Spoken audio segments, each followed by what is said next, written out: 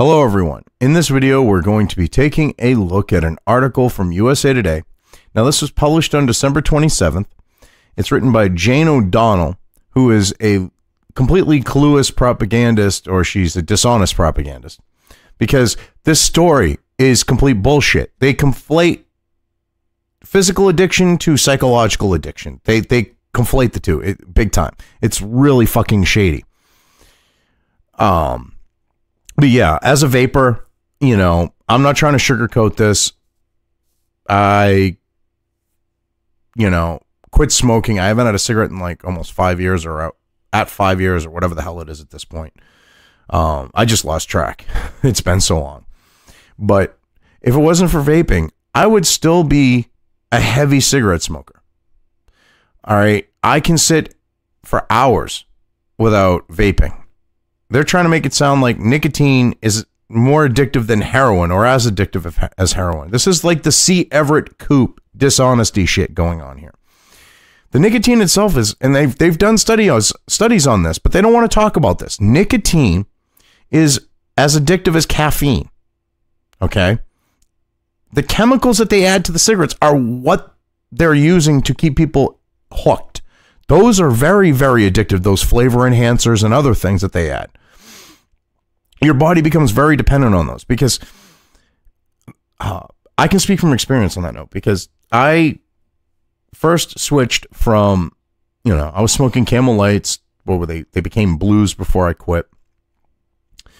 I then went and started rolling my own with natural tobacco, because I wasn't going to pay like $7 or $8, per pack for, say, American Spirit, when I can, get 2.5 cartons for like $25, and a couple hours of my time to just sit there and, fill tubes, cigarette tubes.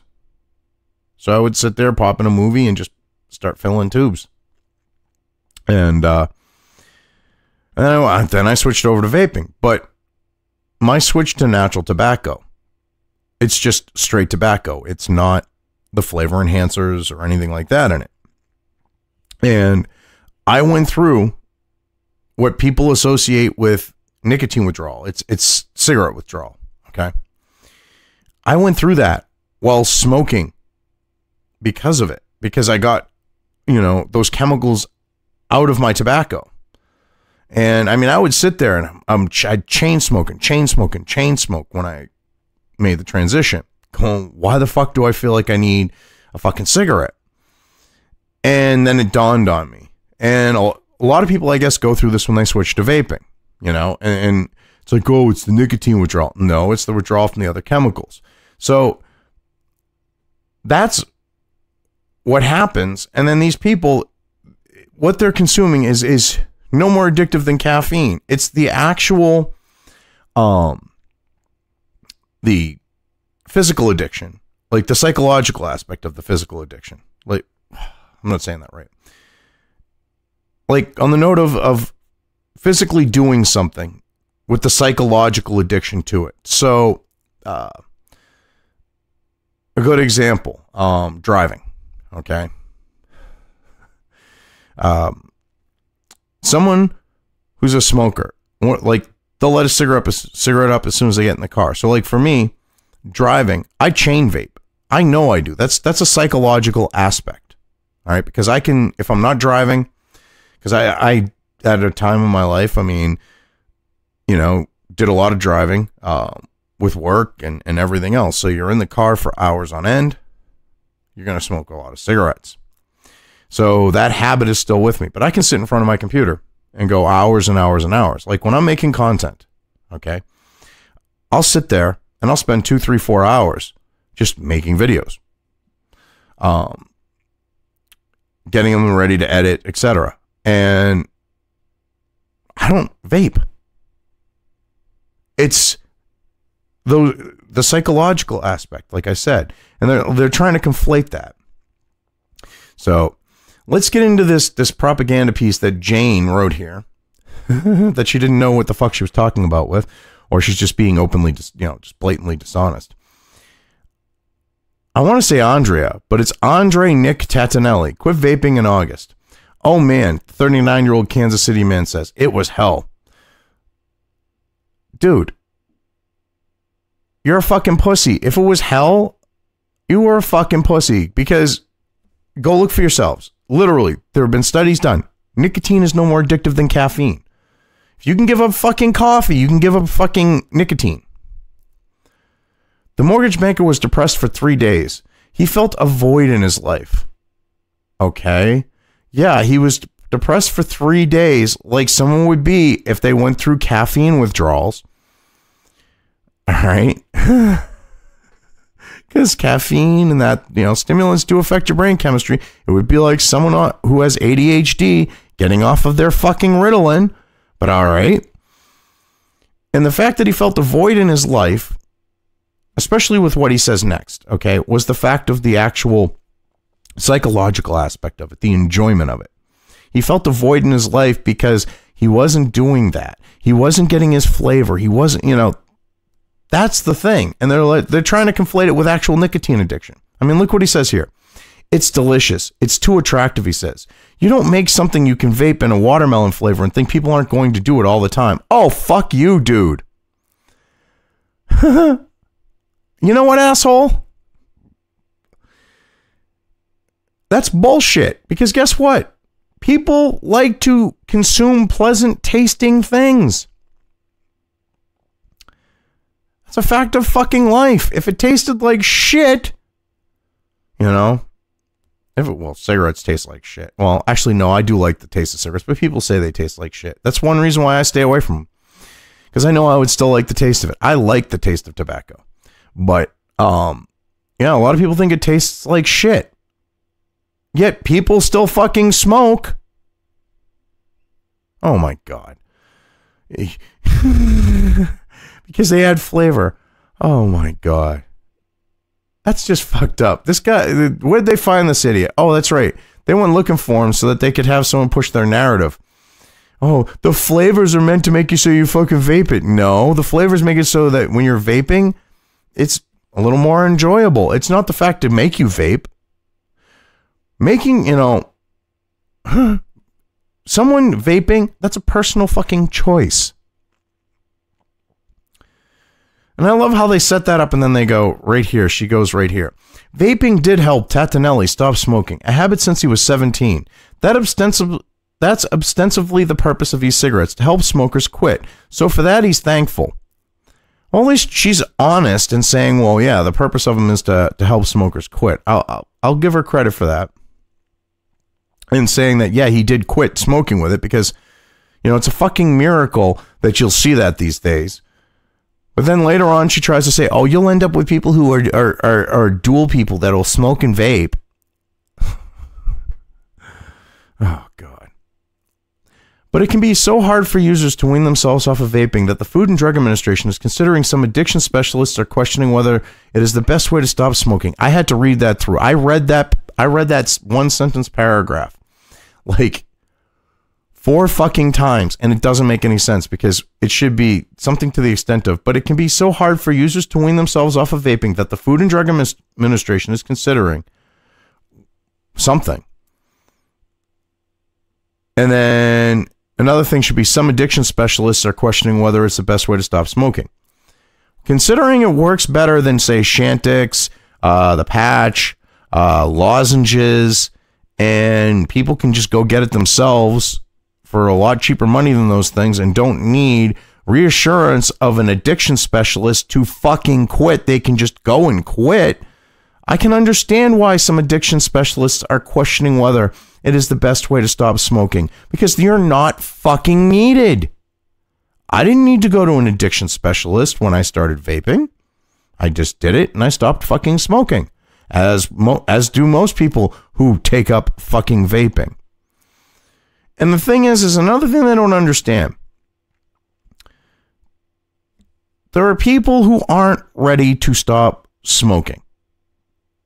Like the idea of it, but move to vaping, but don't end up smoking. They're not ready to quit. The habit of, for the oral fixation, they like the feel of the nicotine, whatever the case may be. They're not ready to quit. And you're grouping those people in with other people who are actually ready to quit and saying, well, you know, those ones, they're not quitting, so it might not be a good way for people to quit. Well, guess what? I hate to break it to you there, kiddo. Maybe they don't want to. I mean, hell, I could fucking stop vaping tomorrow. I'm at a point where I could do that. I mean, it would be a bitch for me in a car. Because like I said, I chain vape. I mean, I'll literally, from the minute I get in the car, like, I might stop for a minute here or there, but I'm just taking pull after pull after pull. I mean, if I had the windows closed, I would open like, you wouldn't be able to see me in the car. That's how much I vape in a car. Okay, that's like my only psychological addiction part of it that I still have. But I'm not ready to give it up because, honestly, I like a little kick of nicotine. I'll vape 0 milligram at times. I got no problems with that, and I've done it. But I do enjoy having that little pick-me-up, as a lot of people do. And then a lot of people do quit. I've known multiple people who got to a point with vaping and said, I'm done, and just stopped. It's really not that hard. 3 days ain't that hard. There's the psychological addiction, which you're trying to conflate, but yeah, that's about it. Dr. Melissa Barbosa has her doubts. Barbosa, there are medical directors at the area medical director at Clean Slate Outpatient Addiction Medicine in Orlando says vaping is more addictive than smoking because the concentrated liquid form is more quickly metabolized. You are wrong. Guess what? I hate to break it to you, but that is not the case. Liquid, okay. Unless you are talking nicotine salts, okay, which would be like what's in a Juul. It's not even necessarily more quickly metabolized, per se. Cigarette smoking, period. Doesn't matter if it's Juul, like, because this is how it would go. Cigarette smoke, nicotine salts in like a Juul type setup, you know, the highly concentrated stuff, which you end up using less of, and then your conventional e-juice. Okay, that's the metabolizing order. Okay, because guess what? Something in a liquid is less quickly metabolized. That's fucking basic fucking science. If you inhale something, okay, in smoke, it's going to be more metabolized. It's going to be metabolized more quickly. That's why when you fucking smoke a cigarette, you can get a head rush. But if you vape, you can't get, like, you might be able to get one with a Juul power pulling off of it, which would probably make you hack a lung, but you could do it. You might be able to get a nicotine buzz that way. All right. But conventional e-juice, liquid, not going to happen. Because it takes so much longer for the nicotine to be absorbed, as in metabolized. I love how some addiction specialist, because she's worried about her fucking job, will lie out her fucking ass or just show that she's completely fucking clueless. Which do you think it is, people? Do you think she's fucking clueless, or do you think she's being dishonest because of fear of job security? It might be a little bit of both, but I'm thinking she's being dishonest. Okay? She's a doctor. She should know this as a doctor, that nicotine in, say, a suspended liquid like vegetable glycerin or propylene glycol, that's the same type of nicotine that you would find in a cigarette, because it's not a nicotine salt, is going to be more slowly absorbed as a vapor than it is as smoke. She should know this. The nicotine salts are still in a vapor, but you can, you know, get a rush off of them. It's more concentrated. I mean, because like you'll get like 48 milligrams a milliliter or whatever. But yeah. So she's completely wrong here. You would think the bitch writing this article would fact check this shit. Now, this is the one thing I love. She says nicotine is more difficult to quit than alcohol or any other drugs her patients were addicted to. Yeah, sure, bitch. Yeah, okay. Sure it is. Give me a fucking break. Yeah, alcohol is less addictive than fucking nicotine when they've done actual studies, which she should know about these studies, where they found that nicotine is no more addictive than caffeine. This is what gets me, is this bitch is an addiction, the medical director at an addiction outpatient place, and she doesn't know this shit. I'm some fucking dude who, because of vaping and like when I started, there was when they first started the demonization, okay? So I researched on this shit. And I know more than she does. I think it was the NIH that actually did that study in the UK, if memory serves.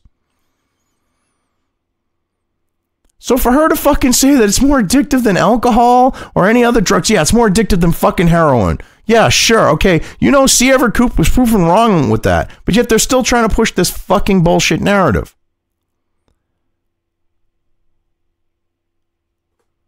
I mean, give me a fucking break.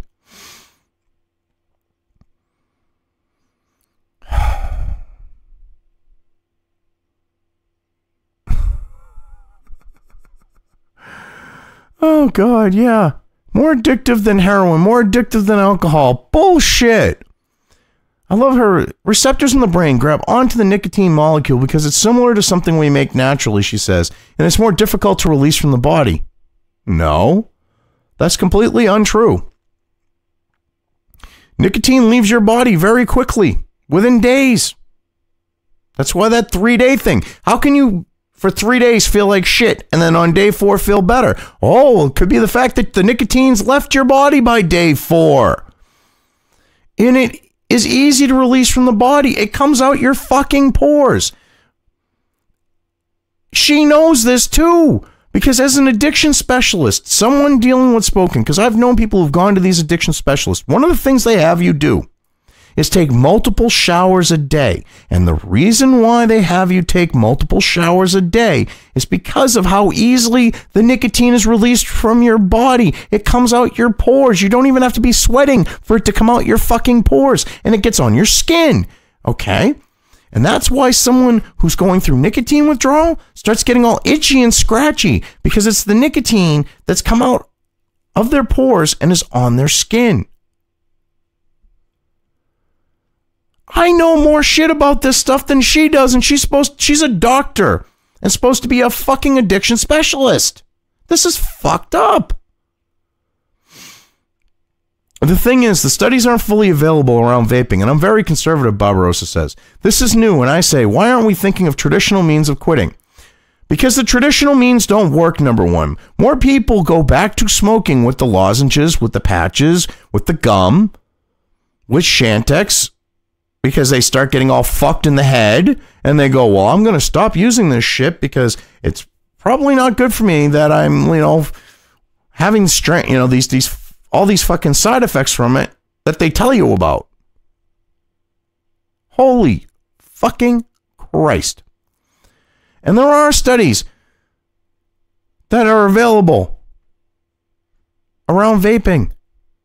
The National Institute of Health, their study said it's a good way for smoking cessation, and that the health risks are minimal, negligible, that they don't believe that there's any long-term effects, but they're not going to say that it's safe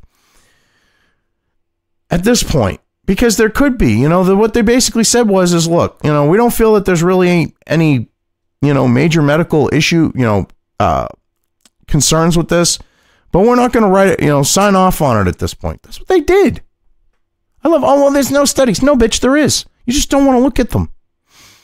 Because that one destroys your fucking narrative that you're trying to use to justify your fucking existence and helping people to stop smoking cigarettes.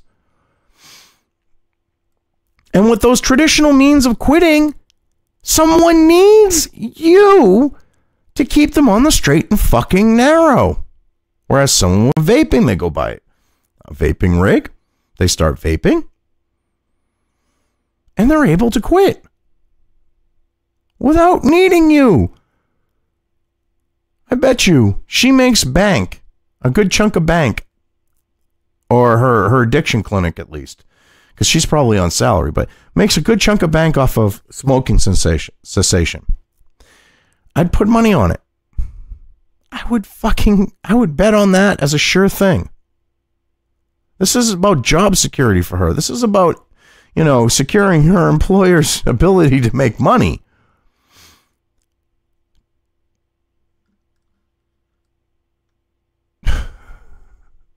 Dr. Jonathan Winkoff patients include middle and high school students, okay, whose parents are fucking degenerates for not, stopping their kids from doing shit like that. You're bad fucking parents. I hate to break it to you, but you're all bad fucking parents.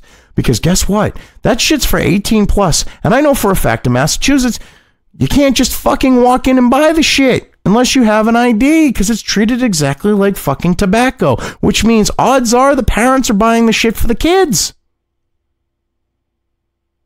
Just saying. The withdrawal from nicotine is so difficult, the Boston pediatrician says, that most don't even try to stop. No, they don't want to stop. There's a difference. These kids don't want to stop. Okay, the ones doing the Juul, it's because they're chain pulling off of them. They're using them different than how they're supposed to be used so that they can get a big hit of fucking nicotine and get a head rush. That's why they don't want to stop. They're doing it to get high, you stupid fuck. They're just going, oh, the nicotine, and you're buying into it. The parents are buying into it. But Massachusetts parents are those leftist, liberal fucking types that like with that type of shit, so it wouldn't surprise me. Let their kids fucking run roughshod, shit like that. Instead of being fucking parents, they'd rather be fucking friends. This is some fucked up shit. The Food and Drug Administration has scheduled a hearing January 19th on therapies for young people who are addicted to nicotine. There currently aren't any drugs approved for minors. There's no need for fucking drugs. It is literally the study, as I said, I believe it was the NIH that did this study as well, found that nicotine is as addictive as fucking caffeine. If you can stop a kid from drinking fucking coffee, cut off their Mountain Dew, cut off their Coca-Cola, and they'll fucking survive, and they'll get through it. You can just, as a parent, stop them from fucking vaping. It's not that fucking addictive. But you see, parents don't want to be parents. They want to be friends. All right? And this is just an excuse for the FDA to come up with, to approve fucking drugs for use with kids. They'll start approving Chantix for use with kids. This isn't about the actual addiction. This is about money making. This is about bad parenting. This is about just taking advantage of a fucking situation from any which way that it can be done. Whether it's the kids taking advantage of the fucking parents in the situation. Going, no, it's nicotine. I can't quit. Or the fucking FDA with, and the drug companies and shit.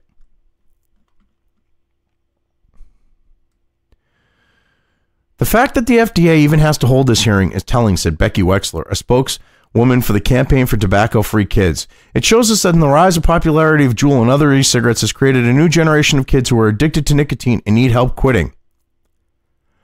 Oh my fucking God. No. It means you have a new generation of shitty, you have a new generation of shitty fucking parents who, because back in the day, if someone found their kid fucking smoking, they'd tan their fucking hide, or they would throw them in a fucking closet and make them smoke a whole fucking carton.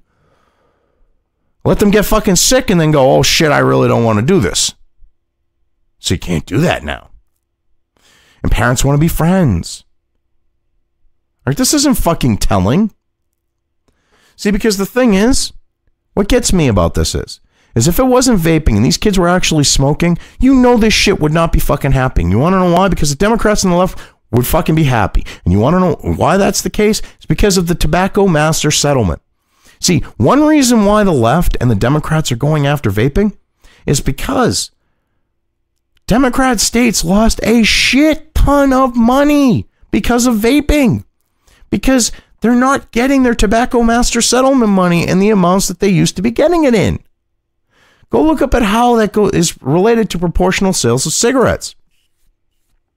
California tried to be shady about it. At one point, they were literally going to try to screw over the tobacco companies by labeling e-juice as part of it. Like they were like literally looking at a way to try to rewrite shit so that they could literally use the sale of vaping to get more money from the tobacco industry because cigarette sales were down as a result of vaping. I mean, this is the fucking shit we're dealing with here. This is why you get this stuff going on here. About 3.6 million middle and high school students use electronic cigarettes according to the most recent federal data. Federal regulators now describe youth vaping as an epidemic. Okay, and you know these kids have to be getting it from somewhere. Why don't you crack down on the people that are supplying them with their vaping stuff, which in a lot of cases I'm sure is going to be their fucking parents. If they're going to buy a controlled substance like nicotine for their children, then guess what? Maybe they should be charged with, like, you know, neglect. Shit like that. If you started doing that, parents would stop buying their kids vaping shit. Oh, actually prosecute parents for doing it, for supplying their kids with a fucking controlled substance. Holy shit.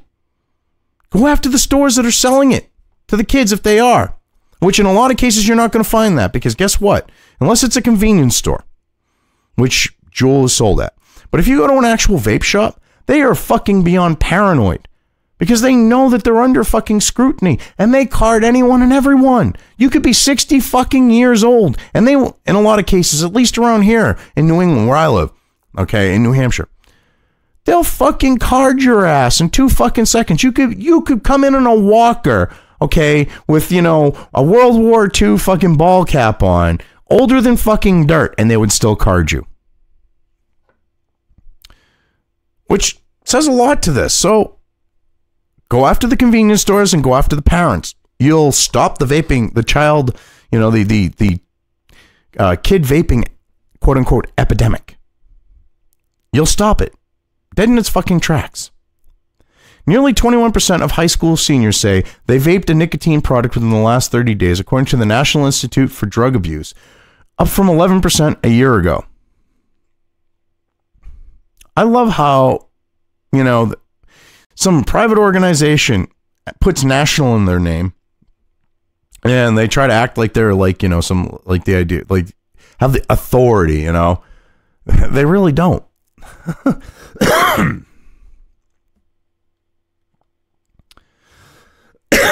I mean, this is some fucked up shit. It really is. I mean, especially with this guy down here, Kevin Key. It's all about psychological, and they're using him to push this. It's more addictive crap. It's fucked up. The increase reported this month in the annual Monitoring the Future survey on drug use among adolescents was the largest for any substance and the report's 43-year history. Holy shit, this thing wasn't even fucking proofread. You got an I missing on in, you got 2 incomplete sentences that don't link together early on as a 1-sentence paragraph. This is some fucked up shit. You're going after vaping and you can't even articulate yourself using proper fucking English. Yeah. Good job.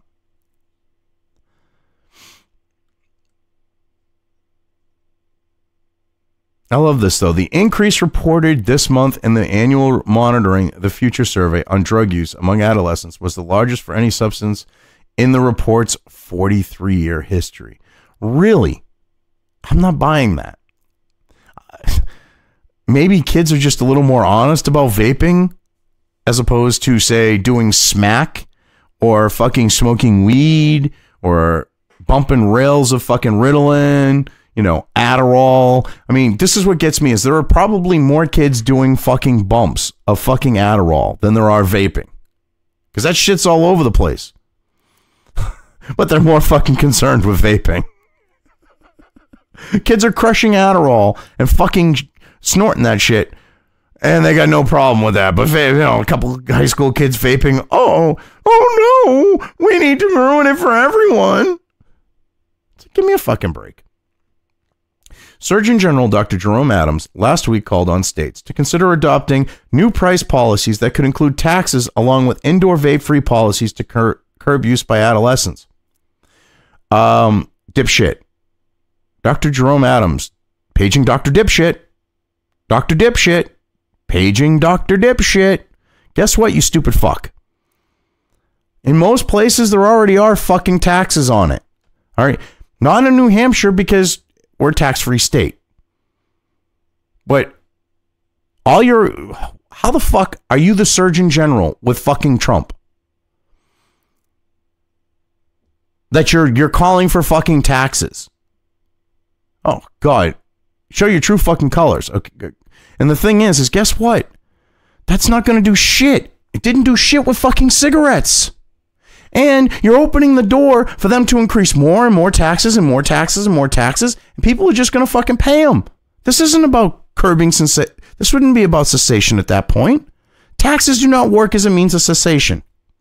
And this idea of indoor vape-free policies to curb use by adolescents. There already are indoor vape-free policies. Guess what? In almost every fucking single state, the same laws apply to vaping that do cigarettes. And guess what? Most states, no smoking indoors. Holy fucking shit. Common fucking sense would have, if you had any, Dr. Dipshit, would have told you that would be the case. Food and Drug Administration Commissioner Dr. Scott Gottlieb announced plans last month to tighten tobacco enforcement, ban menthol cigarettes and many flavored small cigars, and restrict sale of sweet flavored electronic cigarette liquids. Yeah, and who the fuck are you to say what I can and can't put in my fucking body? You fucking asshole. Okay? How about you actually crack down on the sale to minors and allow fucking adults to put in their body what the fuck they want when it's legal? That would be real easy to do. The moves have raised the ire of vaping advocates who say they will hamper the ability of adult smokers to use vaping to quit their cancer-causing addictions. Yes, very true. That's exactly what would happen. Even if you made it taste like ass, people would probably switch over. I mean, if it was straight VG, which, see, that's another thing. If literally they made the juice straight VG, all right? Vegetable glycerin, by its very nature, has a sweet flavor to it. So doesn't propylene glycol, the two liquids that they use as the main suspension for e-juice. So if you got rid of all the flavoring, it would still be a sweet flavored liquid. So that would just lead to the all-out banning, the all-out outlawing of them. Of e-juice. It would, mark my words, because they go, well, it's still sweet tasting, and by that, you know, if we restrict the sale of sweet flavored electronic cigarette liquid and we stop it, then we'd have to stop that too. That's what they would do. Kevin Key, 22, quit smoking and then vaping a year ago. He says vaping was a harder habit to break. Yeah. See, they're trying to put this idea of the addiction itself, okay? Like the push, the dumb bitch doesn't even realize that she's conflating, I don't think, at this point. Psychological addiction with physical addiction. There are many moments when I want to take a drag or a puff, especially at the end of the day, the rest in Virginia man sled. It was weird when I stopped because I had gotten accustomed to vaping as part of my life. Yeah, he became a vape boy. He liked to fucking chuck clouds. And then when he quit, he had built the psychological addiction to doing that. It became a habit for him. It wasn't the nicotine itself. And here you are trying to portray it like that's the fact. You don't even know that was the psychological aspect of it. Or you're hoping people don't know. Barbarossa treats addictions to opioids, alcohol, and other substances. She says smoking is often the last of the holy grail because it's the best to get off all of it. Oh my God. Well, of course, an addiction specialist would say that. Well, you know, we get you off of opioids, we get you off of this, we get you off of that. Might as well get you off of smoking too. Fucking A. Barbarossa says she sometimes helps patients use vaping to step down from a minimal level of nicotine to none, but always with a note of caution. Now, this is what's funny. Down here, they start talking about milligrams, and the chick who wrote this, she's got no fucking clue what she's talking about. It's fucking hilarious. Today, Barbarossa says only one of her patients has quit vaping after experiencing headaches, nausea, and agitation. Barbarossa has about 20 more to go. Well, what was he? Doing like 24 milligram liquid in a fucking chuff cap dripper? And sitting there just huffing the shit? Because I chain vape 3 milligrams all day. I mean, chain vape. I mean, I started way higher in my nicotine.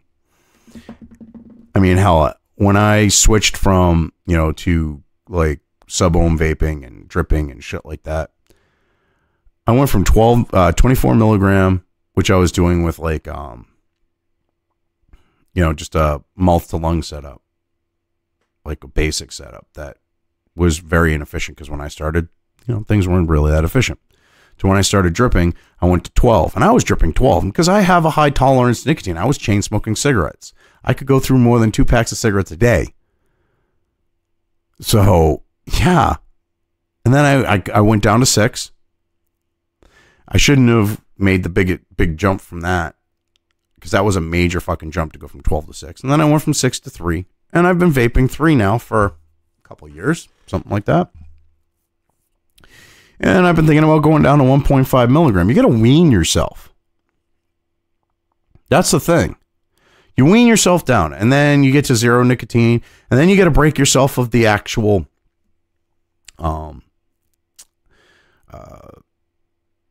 psychological addictive factors, like the oral fixation if you're orally fixated, vaping while you do certain things. Because you talk to a smoker, one of the things that's hard for them to do is break the habits that they've picked up with smoking on the psychological aspect. So like after a meal, okay, having a cigarette is one of those fine, enjoyable activities after, relaxing, so on and so forth. And that's a hard thing to break. Driving, hard thing to break. So, yeah. You got to work your way down to where you're finally getting rid of your psychological addiction. So, Elvisius Arcanis, 25, posted recently on whyquit.com's Facebook forum that he wished he knew how hard it was going to be when he stopped vaping 2 weeks ago. Oh, fuck you, dude. This is what... All right, she doesn't even know what the fuck she's talking about. At his peak, the Dublin, Ireland man says he was vaping about 24 milligrams of nicotine a day, the equivalent of 2 cigarettes. He got down to about 12 milligrams and then to 6 milligrams before he stopped completely. See, she doesn't understand how this works. That's milligrams a milliliter, number 1. Number 2, okay, 24 milligrams, 18 to 24 milligrams a milliliter is the average cigarette. Like, when you take a drag, that's about where you would be. The more efficient you can get the nicotine in you, the lower it needs to go. So if he was doing 24 milligrams, he was probably using a mouth-to-lung setup. And that's with how much he was probably vaping. He was probably consuming more than 2 cigarettes a day. He then went down to about 12 milligrams. So he went from 24 to 12. He should have probably went from 24 to 18 or 16, because you can sometimes, 18's out there, but yeah, you could switch to 18. Actually, no, I actually went 24 to 18 to 12. I forgot about that, because for a while I couldn't get 24 in certain juices that I liked. I could only get 18. So that was my first transition. But yeah, I was chuff cap vape, chuff cap lung pulling like it was a 3-foot fucking bong off of my dripper with 18 milligram, even 24 milligram. But I wouldn't recommend that. But that I was really addicted to nicotine. Well, addicted to, like, Not like addicted to it, like on the idea of it was the levels of my nicotine. I had to lower my tolerance and lower the amount of nicotine in me and work my way down. Like I said, you got to wean yourself down. And then here's the thing. He went down to 12 milligram and then to 6 milligram before he stopped completely. He should have went to 3, then went to 1.5 maybe. Or at 3 went to 0 milligram, but maybe cut it in half, like I said, to 1.5, then go to 0, and then work on his oral fixation. See, you don't talk about those aspects. That's one thing. And another thing is probably his biggest problem was the psychological aspect.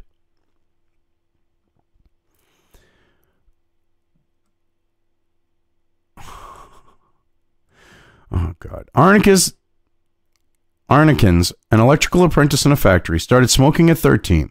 He says it took him about a year of trying to finally quit. He started vaping in high school where he did it throughout class and through classes for his apprenticeship. He often fell asleep with the device in his hand. Yeah, that right there should go to tell you he has a major fucking psychological addiction. When he's falling asleep with his mod in his hand like it's a baby blanket, like it's his tushy-coo, okay? He's, yeah, majorly psychologically fucking addicted. That's not the actual addiction to nicotine there. I'm sorry to break it to you. Quitting was horrible, he tells USA Today. I feel like my brain gets turned down and only works at about 20% capability, he says. Well, that's because you're taking in a fucking stimulant like caffeine. If you were to quit drinking coffee, or caffeine altogether, you would go through the same exact type of withdrawal, the same exact reaction. Okay. And as I said, like the NIH has found, nicotine is no more addictive than caffeine. It affects the body similarly. So if you were to quit drinking coffee and you feel that way, are you going to say that coffee's more addictive than fucking heroin? Of course not. To do my Cenk Uygur, of course not. Well, that was a bad Cenk, but you get the idea. His withdrawal symptoms include intense tiredness for the first 3 days, and then the cravings intensify as the brain fog clears, and no enjoyment and pleasurable activities experienced until about day 3. Okay, let's go. Oh, excuse me. Let's go through this here. Intense tiredness. Okay, well, that's because you've just cut your body off from a stimulant. You didn't wean yourself down far enough before you did it. So it took you a few days for your body to get used to it. Then your cravings intensified over the 3 days because your body's going, oh, I need that fucking shit. I need that fucking shit. And by day 3, it was out of your system. If by day 3, you're feeling good, it's not as addictive as fucking heroin. It's not more addictive than that shit. It's not more addictive than alcohol because it takes, if you're a fucking alcoholic, okay, it takes more than 3 days for the shit to work out your fucking system. And if you're a hardcore alcoholic, you go through the DTs, okay, the delirious fucking tremors, all right, where you could fucking die from them, okay, where you're shaking and you're hallucinating and you got the fucking sweats and you don't have that with nicotine, but supposedly it's more fucking addictive. I mean, this is the logic that these idiots have. And they're trying to push this fucking narrative because you know there's going to be a new round of attacks on vaping with this. They're just testing the waters to see how much bullshit they can sling with people not calling it out. I found myself unconsciously reaching for my vape every 10 minutes or so, he says. I found it incredibly difficult to concentrate on simple tasks because you were psychologically fucking addicted to it, you dumb shit. You started living the vape life. You're like one of those hipster neckbeard fuckwits. Holy shit. Winkoff describes more troubling withdrawal symptoms in his young patients. Winkoff, a pediatrician at Massachusetts General Hospital for Children, directs translational research at the American Academy of Pediatrics Richmond Center for Excellence, which focuses on tobacco control. So, of course, he's going to find more dire shit to justify his research, to justify what he's doing. They have an inability to concentrate and a pervasive desire to use the substance, says Winkoff. It overwhelms anything else and the adolescence is doing. They become annoyed, anxious, and don't want to do anything but get the nicotine their brain needs. You just basically described a fucking kid with coffee in the 90s, a high school kid with coffee in the fucking 90s. You literally described a fucking kid going to high school in Seattle in the fucking 90s. But you didn't go out after and outlawing fucking coffee for teenagers. Give me a fucking break. And he's playing that shit up here. All right? Part of the reason why a kid's going to act like that is because these days especially, kids do not have any fucking discipline. They have no self-control. Their parents did not want to be parents and raise them with those abilities because they wanted to be their friends. And if they were to get on their asses about not having those abilities and trying to help them gain them, they wouldn't be their kids' friends. Give me a fucking break. Winkoff points out to the capture of the youth vape market by Juul, a leading e-cigarette manufacturer, and the recent investment in Juul Labs by Altria, the company formerly known as Philip Morris.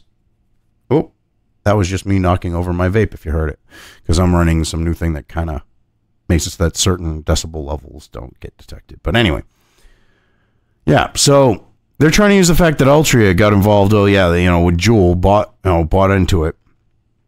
Trying to make this connect the dots fucking thing going on here. It's fucking hilarious. You want to know why Juul managed to get this quote unquote youth vape market? It's because convenience store owners don't give two fucking shits, okay, that their employees that they pay shit to don't card people.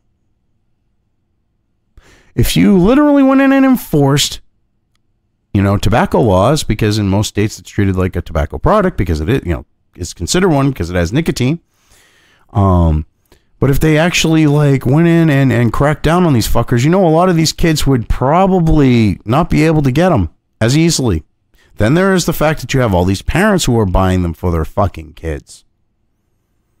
I mean, it's quite common. I mean, I've seen more than a few times where kids are sending in their fucking parents to go and buy shit at vape shops. And I've more than a few times seen, once they see that the kid's outside, oh, well, hold on, I just gotta go get some in my car. And they go and they talk to the kid, and the kid, you can tell, is telling them exactly what they want. And they come back and they go, oh, okay.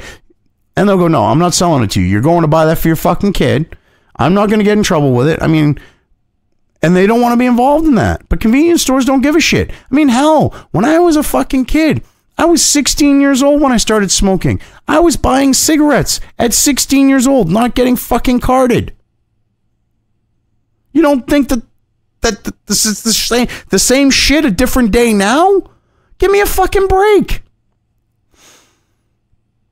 Just as smoking has hit lowest levels since World War II, a new generation of young people is now hooked on nicotine. You mean something is about as addictive as caffeine? Okay, fuck you.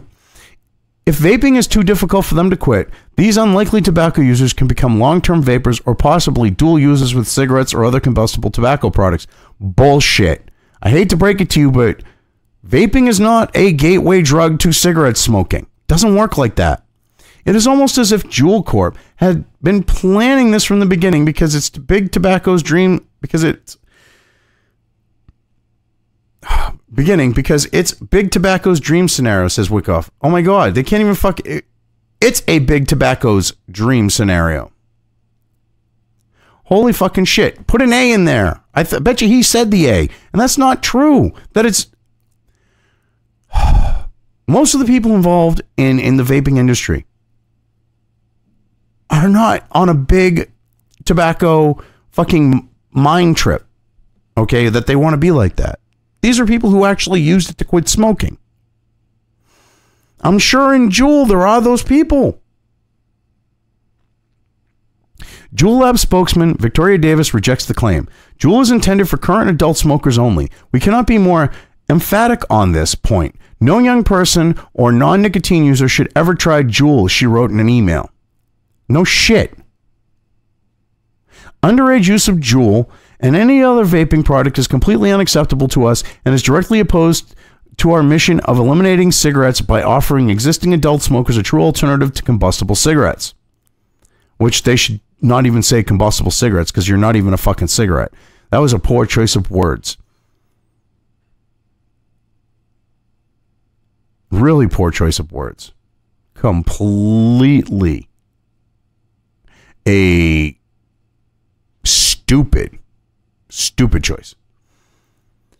Tantinelli is alarmed. So many young people are addicted. You're going to end up hooked and probably have a good decade-long fight to quit if you're even able, he says. Not using vaping, you fucking pussy. It took you 3 days to fucking quit vaping, to clean up. And you were feeling fine after 3 days, dude. Shut the fuck up.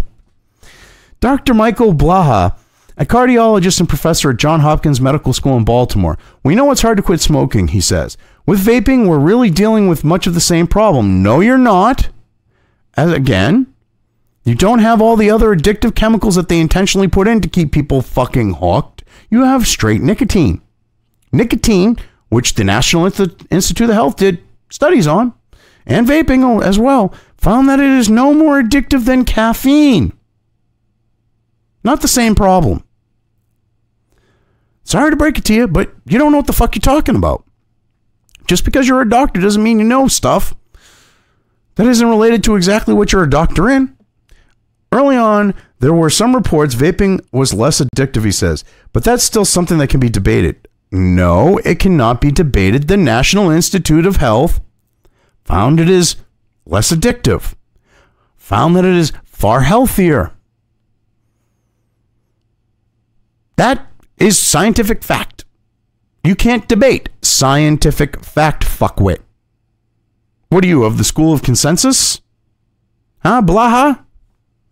Anyway, I've gone way too fucking long with this article. I've covered it well enough, especially with how long I've been going on here. So, anyway, I'm just going to leave things here. If you liked this video, depending on where you are watching it, please give it an upvote or thumbs up. If you want to know when new content of mine hits the internet, don't forget to subscribe to one or more of my social media or video accounts listed here. Also, with YouTube, don't forget to ring that bell. You can find all of my video content on both BitChute and YouTube. This may not be the case with other places I upload to, but I will try to minimize this happening. You are always welcome to interact with me at any of these sites on the list, so feel free to do so. If you have anything you want me to cover in a video, when it comes to news or current events, send it right along to me. I will try to do my best to cover it. As always, thank you for watching.